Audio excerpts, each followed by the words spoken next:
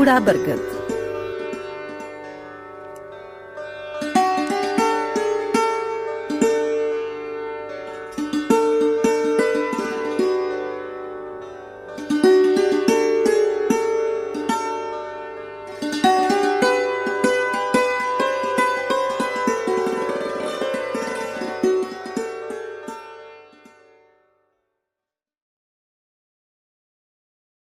گاؤں سے ذرا ادھر شام کے دھندلکے میں نہایا ہوا تنہا بوڑھا برگد نہ جانے کن سوچوں اور یادوں میں گم ماضی کی علامت بنا ٹیلے پر کھڑا تھا۔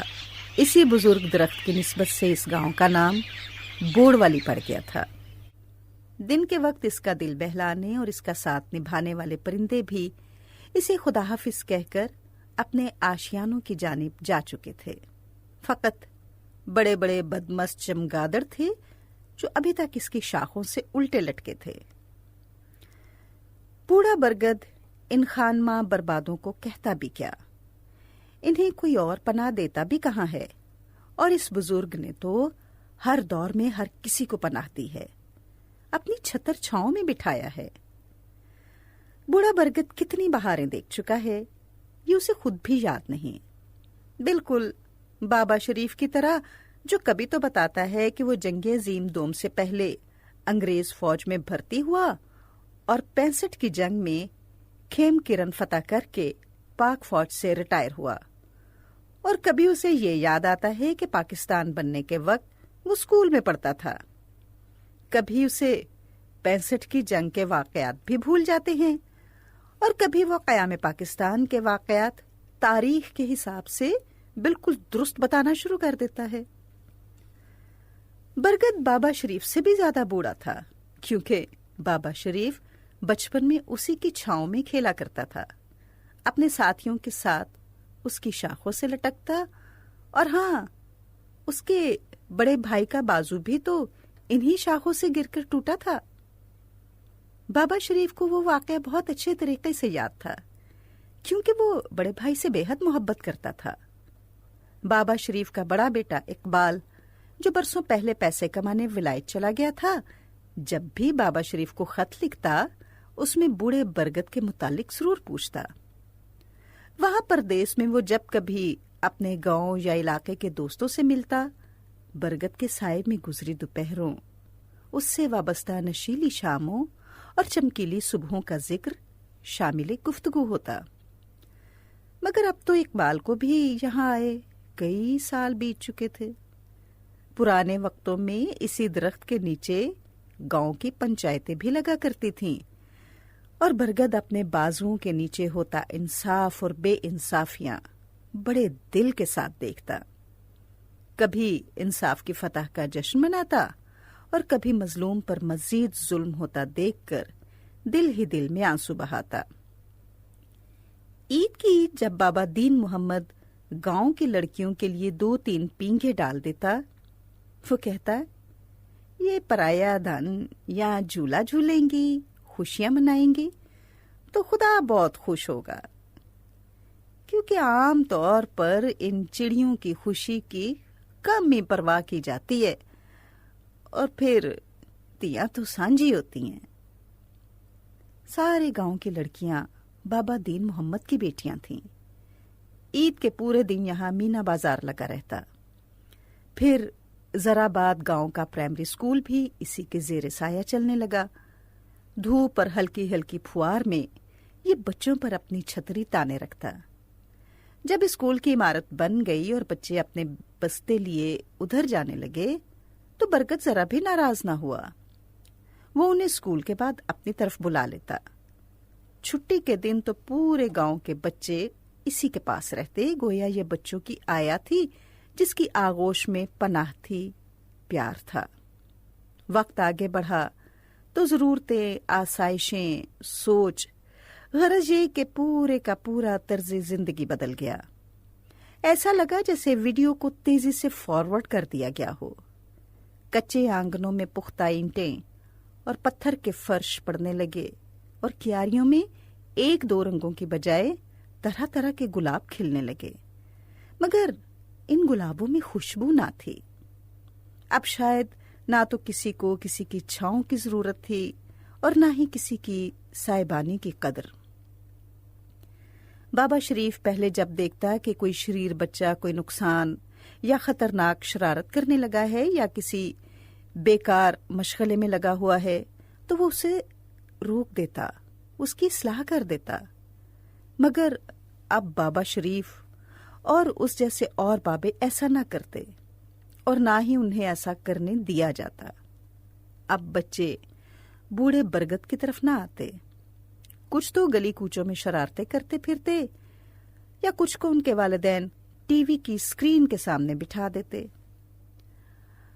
اکثر کو تو اسکرین کے سامنے بٹھانے کی ضرورت بھی پیش نہ آتی، وہ خود ہی یوں پہروں بیٹھے رہتے۔ اب بوڑھے برگد کی شاخوں پر بچے نہیں چمگادڑ لٹکتے اور بڑوں کو بھی اس طرف آنے کی ضرورت پیش نہ آتی۔ مگر اس سب کے باوجود برگد کو اس بات کا اطمینان تھا کہ وہ بیکار نہیں ہے، فضا میں تازہ آکسیجن چھوڑتا ہے اور اس کے ارد گرد اسی کی جڑوں سے کئی اور برگد بھی نکل آئے ہیں۔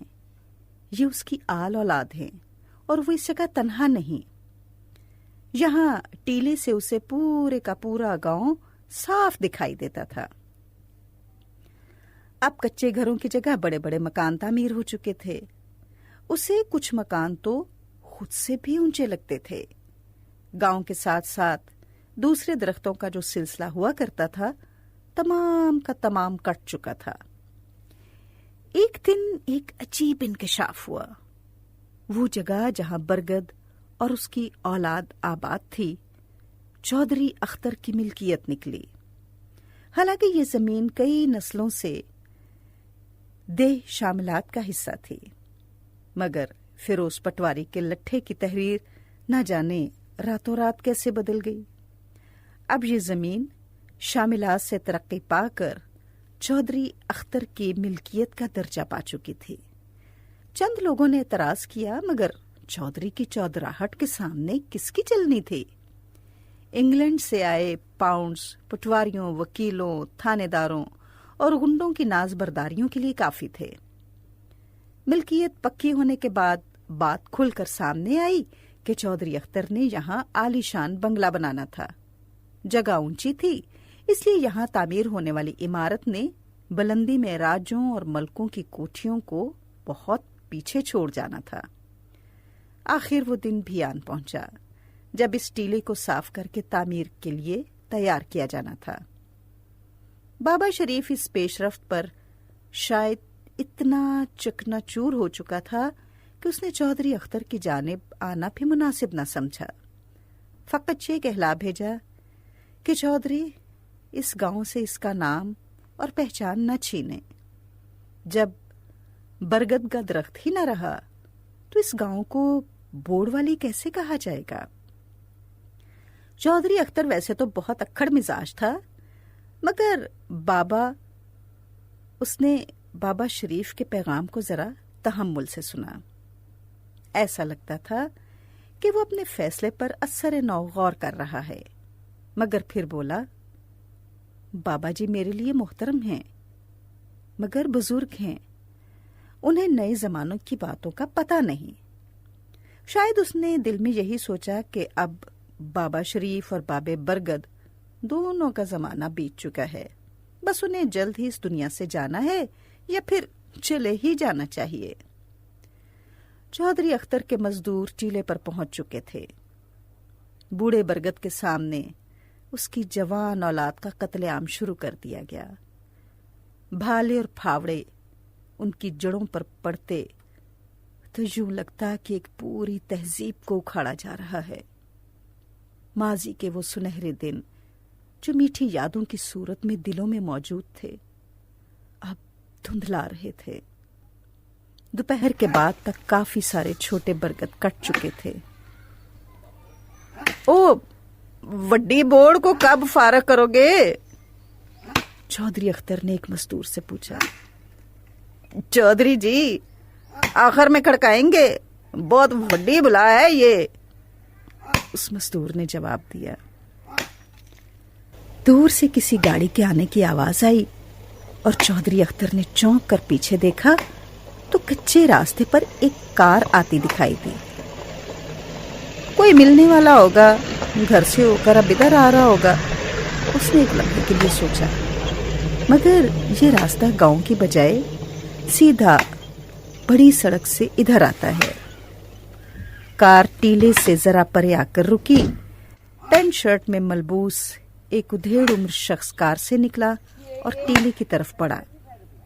چودھری اختر نے پہلے تو اسے نہ پہچانا، مگر پھر پہچانتے ہوئے اس کی جانب پڑا.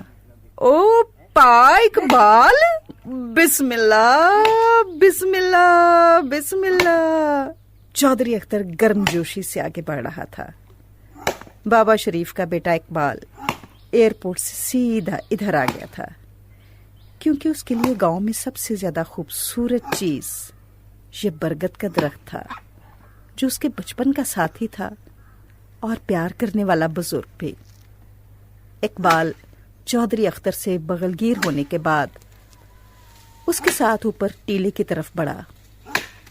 وہ اختر یار، یہ کیا ہو رہا ہے؟ اختریا بتا تو صحیح، یہ کیا ہو رہا ہے؟ اقبال ٹھٹک کر رہ گیا. اقبال وہ شخص تھا جس نے اخترے کو چودھری اختر بنایا تھا. یہی اسے انگلینڈ لے کر گیا تھا، اسے اپنے ساتھ رکھ کر روزگار کے قابل بنایا تھا. اوئے رک جاؤ، چودھری اختر نے زمین کی طرف دیکھتے ہوئے مزدوروں سے کہا، اور مزدوروں نے ہاتھ روک دیے. تم نے فون پر کہا تھا کہ تم بہت اچھی جگہ کوٹھی بنا رہے ہو، یہی اچھی جگہ ملی تھی تمہیں؟ اقبال غصے میں بول رہا تھا اور اختر سر جھکائے اس کے سامنے کھڑا تھا. اختریا، دولت تو میں نے بھی بہت کمائی ہے، مگر اپنی اصل نہیں گنوائی.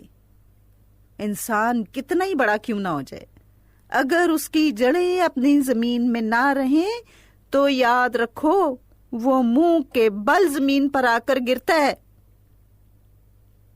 مزدور اپنے ساز و سامان کے ساتھ بوڑھے برگد کے نیچے ذرا پرے ہو کر بیٹھ چکے تھے. ہاں، اگر اتنی دولت کما کر بھی تمہاری ہوس نہیں گئی تو شام میری طرف آنا، میں اپنے حصے کی سڑک والی زمین تمہارے حوالے کر دوں گا. وہاں اپنا محل بنا لینا، جتنا بڑا مرضی محل بنا لینا. یہ کہہ کر اقبال پیچھے کی طرف مڑا. سرد مہری اور احسان فراموشی کی خاکستری میں احسان مندی کی چنگاری موجود تھی. چودھری اختر دولت کے نشے میں بہت کچھ اور بہت ساروں کو بھول چکا تھا، مگر اسے وہ وقت یاد تھا جب قرض واپس نہ کرنے کی وجہ سے گاؤں والوں نے اس کے باپ کا حقہ پانی بند کر دیا تھا اور اقبال اسے اپنے خرچے پر ولایت لے کر گیا تھا.